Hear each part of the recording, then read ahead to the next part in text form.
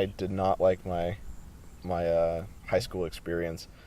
You know, like in the classroom, there's just so much superfluous stuff that you do. Like a teacher will waste your time. Oh, yeah. You know, you think about, like, you know, even though you're still young, like, your time is still incredibly valuable. Oh, yeah. And if you're pretty bright and you want to have a rigorous education, then you throw out the lecture stuff. You throw out the way that I kind of look at education is that, I mean, you go in, you hustle, you learn this stuff, you immediately apply it, and then it's ingrained into your brain. Whoever invented the lecture, it needs to die. And whoever invents a better method of teaching needs to get a Nobel Peace Prize. Whoever invents a better version of lecturing needs to get a Nobel Peace Prize. I never really liked how passive it was. I had to be going in something. I actually read a book recently. It was called Anti-Fragile by Nassim Taleb. Absolutely incredible book. But it had this concept in here. It was called lecturing birds how to fly, right? Right? So if you think about this, right? Birds learn how to fly by trial and error, you know? They're thrown from their nest. I mean, I'm assuming that they're thrown from their nests to learn how to fly, and you correct the course along the way, right? You don't have Harvard business professors teaching, you know, you don't have Harvard biology professors lecturing birds on the aerodynamics of the flying or what's going on, or, you know, they just do it. How to calculate lift and how to you just do it because you're a bird, you know. You inherently just throw out all the and here's another thing too, right? I've noticed this a lot and talk about wasting time is that you go to a class, right? You learn all of this stuff, right?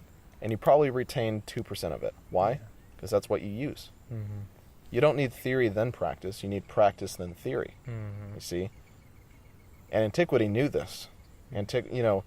Education back in ancient times was very close. It was do the things that are necessary. We're not going to give you extra bull crap.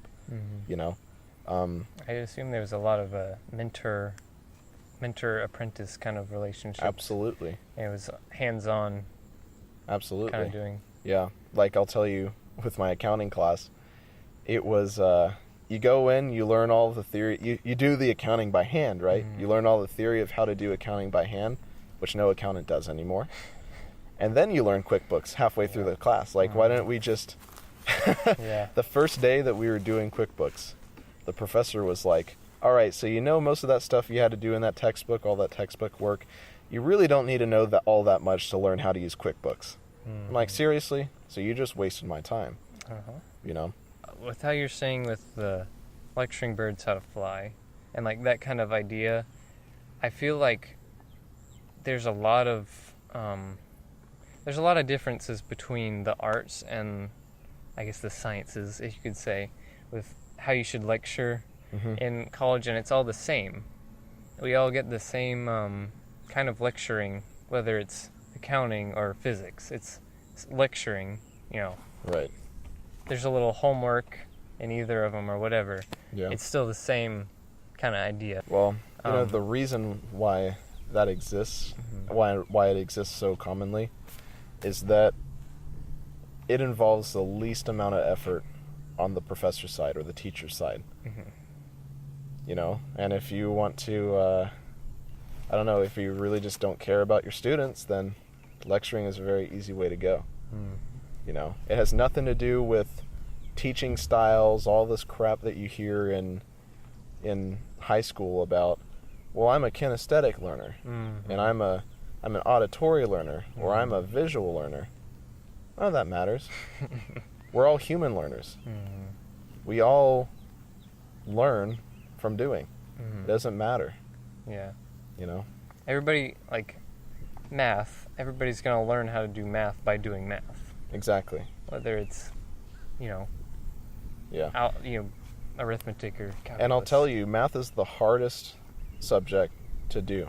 And you know why? It's because it actually requires practice. You know, everything else, if you're you can't lecture on math. Mm-hmm. You have to. We have to. It's rigorous. You have to do it. Yeah. You have to practice it. Mm-hmm. You know, and that's why so many people think that they're, oh, I'm bad at math. You know, Yeah. no, it's just like you need to learn like how humans learn Yeah. naturally. You know, Yeah. practice. Yeah, that's a really good point. Yeah, we all learn different ways. I mean, we don't all learn different ways, but all of our different subjects require very different teaching styles or learning, you know, whether it's computer science or, you know, Yeah. music production. I'm not going to learn how to program by watching somebody program Exactly. or listen to someone talk to me about how to program. Right. And you're not going to learn how to make, you know, a track sound good by watching somebody do it or something. Exactly. Or listening to somebody tell you how to do it. Exactly. I think you made a good point in saying that in all of our different studies, we all need a lot more hands-on, you know, or just practice. Mm-hmm. I think practice is what we should really center college or education around. True. Rather than, you know, the lecture. It's all about lecture now. Absolutely. And another thing too, it's just like I have a feeling that some people are gonna say like, well, you can't practice history. You know, like Mm-hmm. you could probably find a way. Yes, you can.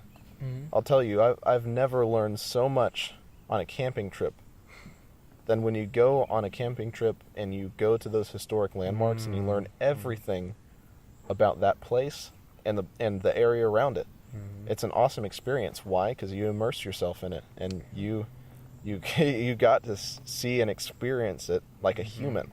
Yeah. You know. That's also a way of saying, you know, history is not. That's something that's can be taught lecture-wise. You know, it's one of the subjects that is. There's kind of like a scale of like how much you really need to practice, versus you could get lectured and learn history, even though like history, it's very important to learn history. Don't get me wrong, but it's not like, you know, where it's not something you really apply. It's definitely one of those things that, you know, you can't wake up every morning at class and, you know, go to Auschwitz, Germany when you're learning about the Holocaust. You can't take a plane to Germany every day. Exactly. But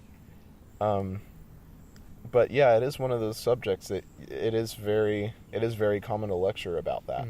Mm-hmm. And that may just be fine. That's how a lot of people learn. Mm-hmm. You know, if there was another baseline that I'd like to talk about, it's just. Did you fart? Yeah. That's me. Sorry. Yeah, that was a long one.